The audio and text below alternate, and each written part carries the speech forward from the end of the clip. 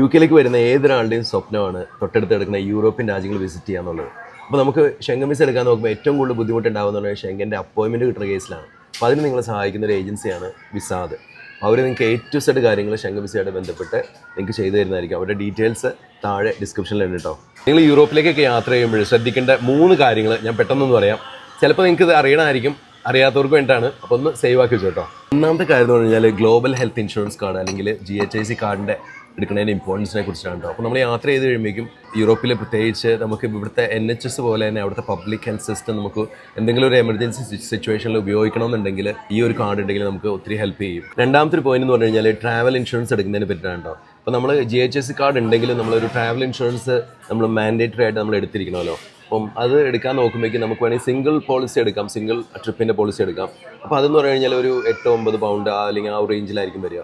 നമുക്ക് അതുപോലെ തന്നെ ആനുവൽ പോളിസി എടുക്കാം. ഈ ഒരു ആനുവൽ പോളിസി എന്ന് പറഞ്ഞു കഴിഞ്ഞാൽ 10, 15, 16 പൗണ്ടിന് നമുക്ക് കിട്ടുന്നതാണ്. അപ്പോൾ നമ്മളൊരു 2-3 ട്രിപ്പ് ആനുവലി പോകാനായിട്ട് പ്ലാൻ ചെയ്തവരാണെങ്കിൽ തീർച്ചയായിട്ടും ആനുവൽ പോളിസി എടുക്കുന്നതായിരിക്കും കുറച്ചുകൂടെ നല്ലത് കേട്ടോ. മൂന്നാമത്തെ ഒരു കാര്യം എന്ന് പറഞ്ഞു കഴിഞ്ഞാൽ നമ്മൾ ഫോറിൻ കറൻസി മാറുന്നതിനെ പറ്റിയാണ് കേട്ടോ. അപ്പം മിക്കവാറും ആൾക്കാർ ചെയ്യുന്നൊരു മിസ്റ്റേക്ക് എന്ന് പറഞ്ഞു കഴിഞ്ഞാൽ നമ്മൾ യാത്രയ്ക്ക് എയർപോർട്ടിൽ ചെന്നിട്ടായിരിക്കും ഫോറിൻ കറൻസി, അപ്പോൾ അത് യൂറോ ആവട്ടെ മറ്റേതെങ്കിലും കറൻസികളാവട്ടെ മാറാനായിട്ട് നോക്കുന്നത്. നമ്മൾ മനസ്സിലാക്കേണ്ട ഒരു കാര്യം എന്ന് പറഞ്ഞാൽ എയർപോർട്ടിൽ ഒരിക്കലും നമുക്ക് ഏറ്റവും നല്ലൊരു എക്സ്ചേഞ്ച് റേറ്റ് കിട്ടില്ല.